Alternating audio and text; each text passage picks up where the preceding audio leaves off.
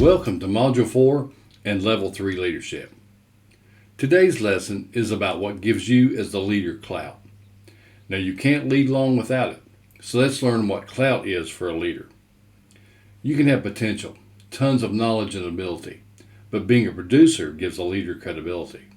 And credibility is your clout. Producers make things happen. They have a plan and they're consistent. Now that makes sense, right? But how do we get there? What kind of plan and how can we be consistent with that plan? Well, you must first take the time to create a plan and define what constitutes a win for you. In this training, I share in each session the challenging road of leadership and the practical steps to becoming a better leader. So far, we've answered, what is leadership? Who are you and who are you leading? This week's question is, what is your win? Now this lesson is about level 3 of the 5 levels of leadership, which is the production level. John Maxwell said, people follow you because of what you've done for them and the organization. So let's look at number 1 in your guide. People want us to produce to prove that we're a leader worth following. So consider this. Your past and current results already speak for themselves. And people are not just curious about our track record, they're concerned about it when it comes to trusting us as leaders. Now let me ask, how excited would you be to follow you if you were someone else? Now, results and great individual production are not the only things that a leader must produce. So let's take a look at number 2 in your guide. Sometimes people get over-promoted because they can produce, but then struggle to lead others and help them produce. President and CEO of Maxwell Leadership, Mark Cole, said this, not all producers are leaders, but all leaders are producers. As leaders at the production level, we must ask ourselves, what is the win? What are the results supposed to be now that I'm a leader? Am I producing the right results according to the plan? When we produce good individual results and are now required to get good team results, what Ben Franklin said applies at this level as it does for any level. He said, if you fail to plan, you're planning to fail.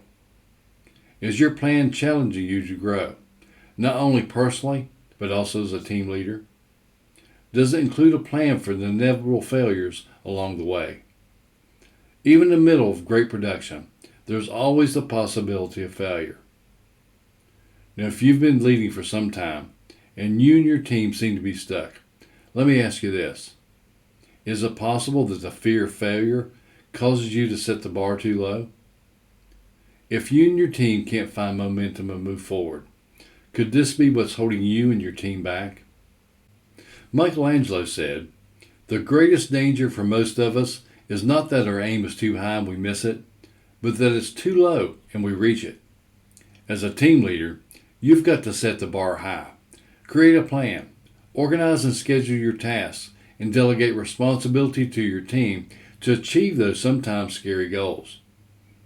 I heard Bob Proctor say once that a goal that doesn't excite and scare you at the same time, it's not a goal, it's just another task. So remember, managers oversee the completion of tasks. But leaders cast a vision, inspire and rally the team, and believe in both the vision and the team to accomplish their goals. Let's look at statement number 3 in your guide. Leaders get to define the win, and that requires clearly defining the desired outcome. Now remember, as a leader and a producing leader, credibility in your communication is required in both what you do and what you say. To establish credibility personally, you must consistently produce good results at your current level to advance within your organization. And additionally, team production is what gives you credibility as a team leader. Now, credibility is for those that are following you, those who are leading you, and those that you're serving. Here's some advice when seeking advice from those who can help you when leading your team. So let's look at number 4. Look for credibility when choosing producers and their input. Now think about it. Whose advice would you choose? the advice of the dreamer or the advice of the producer? Now, I know there's time to seek advice from both kinds of people, depending on the situation. But in this instance, let's say it's to complete an important task as soon as possible. Would it be advice from a dreamer or the known producer? Now, here's something else to think about when seeking advice. And this will require a high level of humility and vulnerability. Because sometimes when seeking advice, we get advice we really don't want to hear. But think about it. When tackling something you're not familiar with, whose advice would you accept in this situation? Would it be from an excited teammate who wants to support your idea or your plan, but isn't really known for producing? Or would it be from a known producer who doesn't think your idea will work? What we need as leaders are not yes men or women, but people who'll be straight with us, the ones who'll give us the best chance of doing the right thing that produces results. Because as a team leader at the production level, here's something we should always keep in mind when our results come in. Peter Drucker once said that we always have to remember this. There are two types of people in the business community. Those who produce results and those who give you reasons why they didn't. So we have to remember, those who advise us aren't the ones responsible for the team's results. As team leaders, we are. Great leaders walk the walk, deliver results, and lead by example. Colin Powell once said, "You can issue all the memos and give all the motivational speeches you want. But if all the people in your organization don't see you putting forth the effort and accomplishing something every single day, they will choose not to produce as well."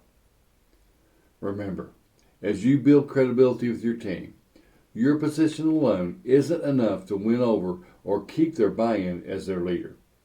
Because at this level, you must still produce results as you did on your own before you received that position or title. However, at the leadership production level, your job is to deliver results with and through your team to achieve collective results. And also remember, consistency is the key. So look at number 5 in your guide. Produce daily. Don't rest on yesterday's success. Yesterday ended last night, and yesterday's success does not guarantee or earn the right to tomorrow's opportunity or keep you credible. As a leader, you probably already know momentum is your best friend. Because when you have it, it can make you look better than you actually are. But when you don't have it, it can make you look worse than you are. That's why leaders love taking advantage of momentum. Now, when it comes to momentum, there are 3 types of people. And you need to assess your team members well when choosing people for essential tasks. First, there are the momentum takers. They'll go along with you as long as you create it for them. Then, there are the momentum breakers. They'll find some way to break it for others. Now, here's the one we all love, the momentum makers. They make things happen. They seem to have a knack for finding opportunities and taking advantage of them. So, your challenge for today and every day, whether you're following or whether you're leading, set the example and be a momentum maker. To be a great leader at the production level requires a paradigm shifting in our thinking from the concern of producing our own personal results. It's a shift in thinking that asks, how can we become a team that produces great results? Now, that shift in thinking will pose another question that I must ask myself. What does it take to inspire, motivate, and innovate with the people that I'm now responsible for leading? At this level, we must consider the organizational goals and align the team to get everyone on the same page. A good leader at the production level knows how to not turn the page until the entire team is on the same page. And that requires a leader who's willing to be patient and communicate, and even re-communicate until everyone understands. A level 1 positional leader who's strictly authoritarian will drive the team at the cost of relationships and leave behind or even remove people who don't get it. However, as a leader at this production level, we must utilize both our authority by being clear in our communication and the relationships we built at the permissional level of leadership. So number 6 in your guide states, define the win before you lead. Now, if you haven't done this for yourself, it'll be nearly impossible to do it for your team. Too often, beginning leaders fail to do this, and their definition of a win becomes confused in the minds of the team members. If we're not communicating clearly with the team, it's often because we haven't learned how to communicate effectively with the different team members. Now, each individual has their own communication style, and that's why level 2 leadership needs to be established so we can identify the individuals on the team and understand how to communicate with them effectively. Now, too often as leaders, we find people who think like us and understand what we're trying to say, and that naturally brings us closer to them than to others. Now, if we don't recognize this pitfall, we end up nurturing only those who are like us and understand us. And to avoid the risk of losing a relational value with others, we either coddle them or avoid them altogether. Now, that's the danger that a people-pleasing leader faces. Some leaders want to be known for results, and others for relationships. And that's why, as a leader, you have to answer the question, do I want to be loved, or do I want to lead and produce collective results with my entire team? Now, good leaders want both, good relationships and good results. However, you can't have both without a clear plan and a definition of your win, and the entire team must understand that win. Now ask yourself, do I want to be popular with the people, or do I want to lead them effectively? Will I seek popularity, or will I be a pioneer?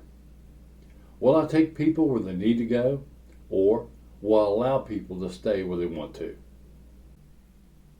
The late baseball great and jokester Yogi Berra once said, if you don't know where you're going, you might just get there. Now, I know that sounds silly, but there's a lot of truth to that when it comes to deciding or not deciding to define our wins. And the truth is, it won't matter where you start if you don't know where your leadership trajectory should end up. You'll be like many frustrated leaders at the end of their leadership journey who know deep down they didn't produce the way they could have. Now, I don't want you to be one of those people. So define your win and create a plan to utilize your leadership position. Develop your relationships to gain the respect and admiration of your team. Earn the permission to lead them and learn to produce by helping others achieve their goals. And remember, you can't make people happy unless you help them produce results.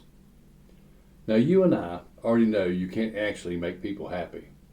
It's their responsibility to find happiness, but you can help them find it by creating a culture and producing results with them. Now, that's success at level 3, the production level of leadership. Now, John Maxwell said recently, today, as I look back on my life and career, I regret the decisions I failed to make, more than the wrong decisions I made that didn't work out. Now, he decided to be the best leader he could be by developing himself and then those around him. Now, make that your decision, to grow yourself and your team. Make that your definition of a win.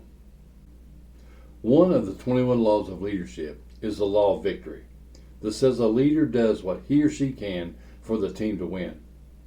Now, think back on the great leaders who made difficult decisions that have affected the future in which we now live in. People like Abraham Lincoln, Winston Churchill, and Martin Luther King Jr. People followed them because of their position and their vision. They defined their win, what a victory would look and feel like, and communicated it to their people. The win they had in mind was for others and included those that they led. So look at number 7 in your guide. People want to follow leaders with a proven track record of success and accomplishment and know how to find a way to win. So make up your mind to apply this law of victory to your leadership style. Another one of the 21 laws of leadership is the law of sacrifice, which says, leaders give up to go up. To increase your influence with others, you must give up something. There is always a sacrifice to be made. Now, what are some of those things you're willing or not willing to give up? Number 8 in your guide says, Going up will always cost you more than you think and require more than you can imagine. So again, before you define the win, you need to clarify why you want to lead. If your definition of leading is about getting the perks and prestige, it's going to leave you empty inside. But leading with and through people will fulfill you and surround you with others who respect you and are grateful to you. Now, the second choice is hard at first, but it becomes easier and more rewarding as you progress.